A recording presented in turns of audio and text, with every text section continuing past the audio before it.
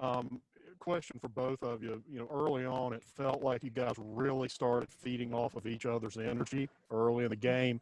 Adrian kind of heated up early, and then the rest of you really kind of got going off, kind of off his wake a little bit.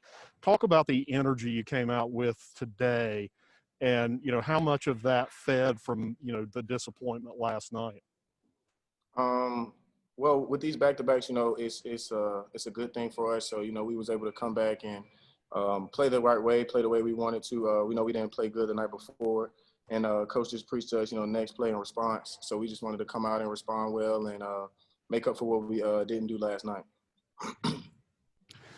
Justin, you're a veteran. You've played a lot of basketball here, so it's not like you need a lot of encouragement to play your game. But after getting hurt early, maybe starting a little slower than you wanted to, it had to feel good to see the ball going in the basket tonight. After you knocked down the first couple, did you feel like, yeah, I'm really ready to kind of take back that role as a primary scorer? Definitely. I got to give all the credit to my teammates, though. They kept encouraging me all year. They've been by my side all year. And today we just came out and played a well-rounded game. We all played well, very solid. And I just wanted to come back out, and we wanted to make a statement and just let people know that we're going to be really good this year. James, the second half was really yours. You had to figure that Troy was going to do some things to address the guys on the perimeter with the way App was shooting the threes in the first half, and it created some opportunities for you down low. You got on the offensive boards, really early. Talk about what it takes to remain focused, so that a quiet first half turns into a really productive second half. My team was able to find me because they were hitting shots. They started closing out, and Justin and other guards were able to hit me when I was down low. And like mentally, my teammates are always encouraging me, saying, "You got this," and they have all the confidence in the world in me. Question for both of you. It's Georgia Southern week, and hate week is not just a football thing around here. We all know what that game means. You guys swept them last year. It's a new coach and maybe some new roster guys, but the rivalry's still the same. What's the significance of Georgia Southern week when it comes around for you guys? Well, we know it's our rivalry here at App, but we don't approach it any differently. We're gonna prepare for them as we prepare for anybody else, but we'll probably have a little bit more edge just because it is hate week. But again, we won't prepare any differently. We'll all be readily, mentally, and physically for Georgia Southern and any team that we play. Thanks, guys. That's it for me. All right, David Rogers, go ahead. Yeah, just a couple of things. Can you hear me okay? Yeah. Really the difference between last night and tonight. Last night you guys shot in the low 40% field goal percentage, and tonight you were in the mid 50s. Yesterday they were in the 50s, and you were in the 40s, or today they're in the 40s. What kind of adjustments did you guys make overnight, both defensively and offensively? We watched a lot of film. We broke some of their offensive plays down, broke some of their scenarios down, and it wasn't too much that we changed. It was just our energy. We came out with a new energy, knowing it's a new day. We put the mistakes that we made behind us last night that we made. We put those behind us, and we just came out ready to play them again. Know they're a really good team, really well coached. So not too many adjustments. Just came out with more energy, more focus, and we were just ready to play again. That's enough. Thank you very much. I'm just really proud of the character of our team. This is unique, right? We've never played the same team back to back after a poor performance last night, which I give Troy all the credit for. They came out with some things we had not seen. But a quick turnaround with their bodies, quick turnaround with prep, and we made some adjustments on offensively and defensively, and I'm really proud of our team for executing those things. Great team win. 20 assists, 8 turnovers is what we like to see around here. Dustin, congratulations on the win. Last night you and I talked about, and at the point you hadn't had a chance to really watch it yet, but you talked about yeah, there's some things we probably need to change offensively, some things we need to change defensively, schematically, based on some of those things Troy did that you mentioned you hadn't seen before. Give us a little more elaboration. What was a little bit different today? Because it really showed on both ends of the court. Yeah, offensively, we just simplified it. And I gave our team some ownership into the offense today. But literally on offense, we gave the team 4 plays, and we ran the same 4 the whole game. Is try to kind of instead of trying to do different things. And I thought that helped with their switching. Once again, last night we had not seen them do a lot of switching. Good credit to them. They came out and dorked us up. And then defensively, the middle ball screen.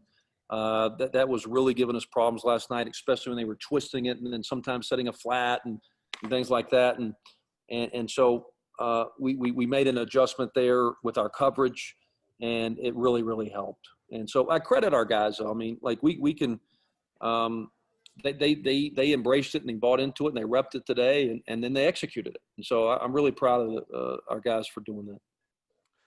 You really saw during a really fast start, and then throughout the first half, really, the guys really were feeding off of one another. Delph kind of started it.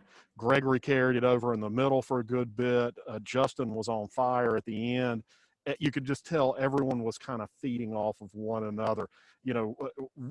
What does it take with this group for them to get into that mode where one guy starts it and it lights everybody's fuse? Yeah, I think we were all disappointed with last night, and without me doing it, our guys were really ready to play today. They kind of took yesterday's loss personal, and really felt like we had something to prove. We felt like we were a better team than we showed yesterday, and so that was them. I really noticed something different today, in kind of the pregame. I just really felt our guys were really, really locked in. And I really thought it was a joint effort, David. I thought it was guys really going up and feeding on each other and giving each other a lot of positive energy. And so I think it was several of them kind of took this game a little personal, like we had something to prove after yesterday. With a guy like Justin who's played as much ball and scored as many points as he has, you never really think of him as somebody who needs a good start. But, with kind of a jumbled first few games, he gets hurt, he misses a few. You guys are playing some competition where you don't need him logging heavy minutes. How important was it for him, do you think, to see his shot going down a few times early? Because once it did, man, it was just like a flood after that. Was it really good for him to get that feeling of watching a ball go through the basket? Oh, sure. I thought it was really good. And, we're not in class. And so, we did extra shooting groups all week. I was hoping it was going to pay off yesterday, but it really came through today. But our guys got the whole team got an hour of extra shooting every day, and so that's a lot of extra shooting. And so I think that those reps really paid off for him, and well as our team. I mean, 15 threes, and so I think the magic's in the work, but very, very critical for him to see that ball go in the basket. And get him going a little bit. I thought he played a really good game. I thought he was engaged defensively. I thought he was really ready to play defensively. And we brought a trap to Zay Williams. I don't know if you guys can still hear me. That was we brought a trap to Zay Williams early. Yeah. Yesterday, Justin, we were going to do the same thing. He just forgot early in the game. But today he brought it. I just thought he was really engaged and really ready to play. He sent me a text last night that said, "I'm going to bounce back. I apologize for my play. I'm going to bounce back." And you know what? Credit him. He did. Last question for me. You mentioned this is a unique scenario where you're playing the same team back to back. And, I know your goal and your intention every weekend is to go 2-0, but you guys split today. There have already been 2 other splits in front of you. You probably had a chance to see Georgia State came back, beat Coastal. Georgia Southern came back and beat South Alabama today before you. So these splits seem to be happening a lot. What is it that you think is going to make sweeping these weekend series possible? Because it seems like everybody's, on average, kind of falling into that split mode. You know what? It's a good question, and it's something that we're going to evaluate this week. It's almost like a football week. You got all week, and then you're playing the same team, and so it's typically it's a Thursday, Saturday, and you've got two opponents, so you got a quick turnaround. But it's really unique, and so I think we're going to evaluate our prep. One of my assistants peeked in on the South Alabama Georgia Southern game yesterday because South Alabama won by 30. And South Alabama played boxing 1 and triangle 2. So I think there's some coaches maybe experimenting with some unique strategies like Troy yesterday. I give them credit. It came out switching everything, and we had not seen that.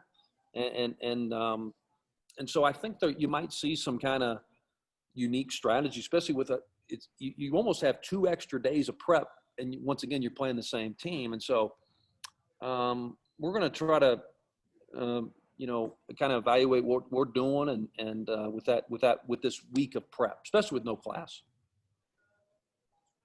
That's a good question. And I tell you what, I didn't know that everybody's split, but I mean, I'm not surprised. I've been noticing other leagues, the Big South doing it, the Missouri Valley, and it's very similar. A lot of these series, I noticed that, Evansville, Southern Illinois, a lot of splits, and it's an interesting point, and I may have a better answer for you in a couple weeks. Sounds good. Thanks, Dustin. All right, David Rogers. Yeah, Coach, congratulations on the really dominant win. But when you have a win like this, it's dominant from really start to finish, because you jumped out to a pretty big lead pretty early. What's the risk in terms of complacency, and how do you control that? Well, I talked about it at halftime, maturity. We're up 24 at the half, and I challenged our guys. This is not the time to gamble. This is not the time to go for steals. This is not the time to maybe go a one pass, heave 3. And when you do that, when you don't do that stuff, it shows maturity. And so I really challenged our guys to be mature at the half, play the right way. And then I reminded them, back in October, I do this every year. I show team a big, long highlight film of college basketball comebacks, down 17 with 3 to play. And so I showed them, I reminded them, hey, listen, this is basketball. It's a new half. Like, they're going to come out super aggressive. You can't take this for granted. And we got to continue to play the right way. And I was really proud of our guys to go out and beat them again in the second half. I think that showed some maturity. But I thought, David, early on in the second half, we had some of those moments. We gave up a corner 3. We gave up an offensive rebound where we just weren't – the sense of urgency just wasn't there. And so I reminded them that in a timeout, like, hey, listen, this is part of our growth. This is part of being mature, being able to go out and make the disciplined plays over and over again. One final question. Obviously a dominant win, shot 55% from the field. How frustrating is it to only shoot 50% from the free throw line? You know what? I just noticed that you said that.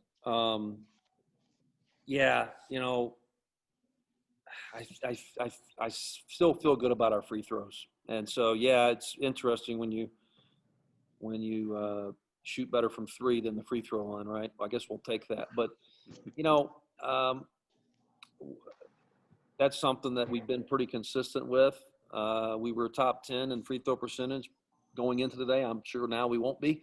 But I think we got to, get to the line more. One thing I was impressed with our guys is we held them to 3 offensive rebounds. And with Zay Williams and Stampley, those guys averaged 3 apiece. And so I was very, pleased with that. But overall, very good team win, and now we'll move forward on to Georgia Southern. What's your expectation really for Georgia Southern? What are they bringing that you're really? I don't know. They got a new coach, and he was at Texas Tech with Chris Beard. And so I'm sure they're well coached. That's another thing that David Ware brought up, is with the game prep. Typically, when we're prepping for teams, we're watching Sun Belt versus Sun Belt. And we're seeing different opponents, and we're seeing a Louisiana Monroe, and we're seeing a Georgia State versus next week, Georgia Southern, we're going to see one team twice, and South Alabama plays 40 minutes of zone. So I don't know you know, I don't really know much about Georgia Southern other than I know they're going to be well coached and they've had some good wins this year. And so I'll dig more deep into them tomorrow. Thank you very much. Thank you all. Go Mountaineers. Yep. Thanks.